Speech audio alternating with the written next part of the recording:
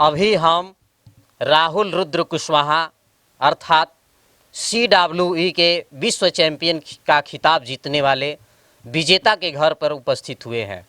और जैसा कि आप पीछे देख रहे होंगे, ये राहुल जी का घर है। और पहले राहुल जी के घर को आप धीरे धीरे दिखा दीजिए। और यहाँ पे जो उपस्थित लोग हैं, ये राहुल जी हैं जिन्होंने विश्व चैंपियन का खिताब जीता हुआ है और इनके गार्जियन हैं।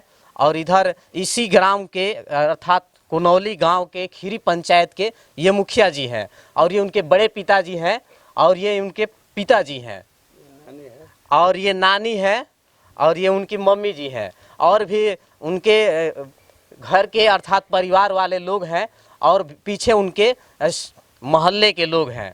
तो हम यहाँ बात करेंगे कि किस तरीके से राहुल जी ने अपना परचम अपने गांव से नहीं, बल्कि अपने शहर से नहीं, बल्कि अपने बिहार से नहीं, बल्कि भारत में एक नए मुकाम को हासिल किए हैं।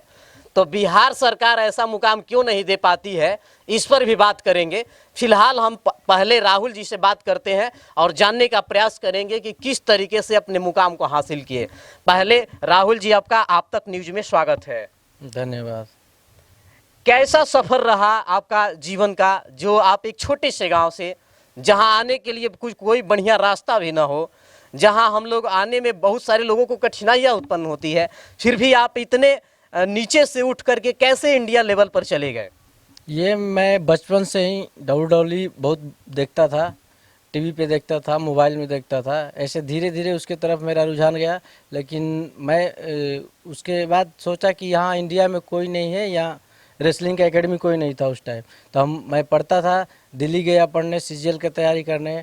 फिर लॉकडाउन में यहाँ पे आया और लॉकडाउन में आया तो घर पर बैठे बैठे यूट्यूब देखता था, तो पता चला कि CWE एकेडमी है जहाँ पर रेसलिंग दिया जाता है। वो वर्ल्ड की सबसे बड़ी एकेडमी है, इसलिए मैं सोचा उसमें एडमिशन लेता हूँ और उसमें एडमिशन लिया और ट्रेनिंग किया। इसके बाद ये इसका सफ़र आपने गांव से ही स्टार्ट किया, आपने यूट्यूब के माध्यम से देखा और वहां तक अपना प्रोसेस जारी किया। तो आपको एडमिशन लेने के लिए कहाँ जाना पड़ा था पहले शुरुआती दौर में? एडमिशन लेने के लिए मुझे जालंधर ही जाना पड़ा था, CWE एकेडमी में। तो क्या ग्रेट खली जी के संरक्षण में आपने संरक्षण प्राप्त किया, वहां से आपने ट्रेनिंग ली? क्या कहेंगे ग्रेट खली सर के बारे में?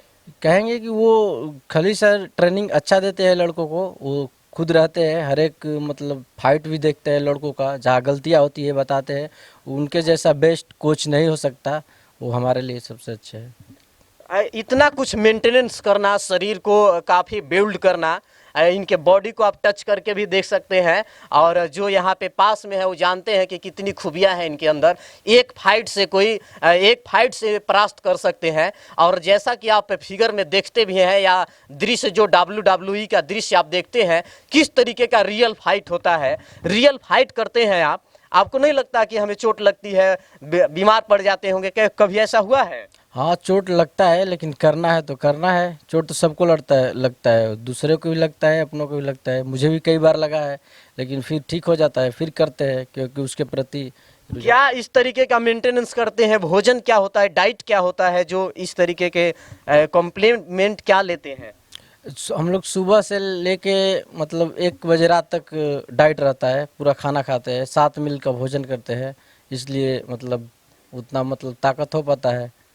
किस तरीके का लगभग भोजन होता होगा? सुबह में दलिया आ जाता है, अंडे आ जाते हैं 10, उसके बाद ओट्स आते हैं, ड्राई फ्रूट्स आता है और फ्रूट आते हैं। इसके बाद चिकन आता है आधा kg पर डे, 250 ग्राम मछली पर डे, और फिर अपना दाल भी रहता है, चावल भी रहता है, सब चीज़ रहता है, ब्राउन ब्रेड रहता है, बहुत चीज़ रहती है ऐसी।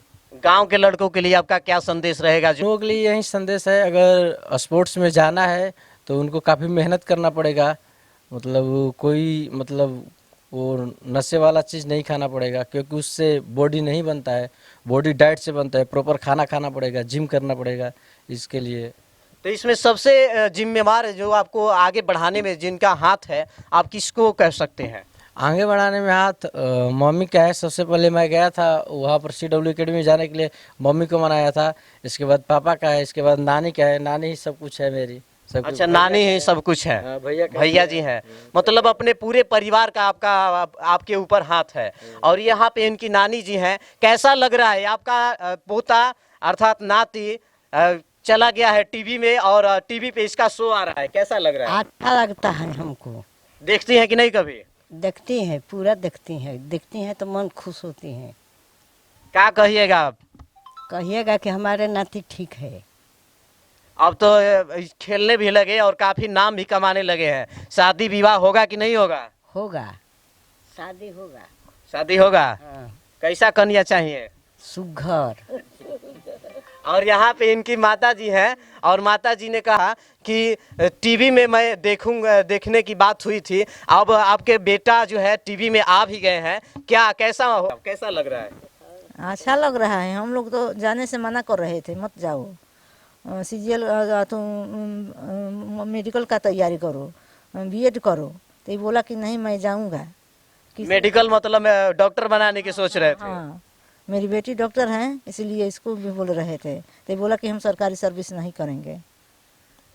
तो और भी यहाँ पे जो एक और यहाँ पे चर्चित चेहरा है, थोड़ा सा आगे आ जाइए। ये भी इनके बड़े भाई हैं। अच्छा, ये भी पहले पहलवान रह चुके हैं।